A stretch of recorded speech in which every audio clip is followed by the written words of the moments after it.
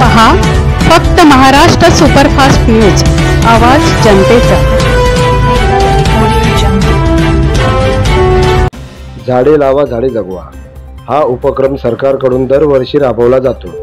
त्याचे औचित्य साधून जिल्हा परिषद शाळा पाचळ दिवाळवाडी नंबर 2 येथे शाळेतील विद्यार्थ्यांना झाडे वाटप करण्यात आले। शिक्षक गणेश पाटील सर यांनी मार्गदर्शन केले।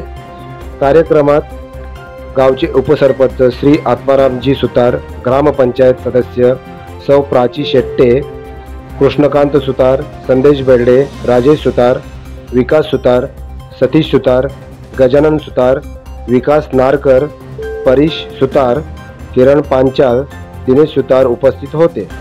उपसरपंच यांनी मावलाचे मार्गदर्शन विद्यार्थ्यांना केले। या कार्यक्रमाला वाडीतील महिला वर्ग मोठ्या संख्येने उपस्थित होते।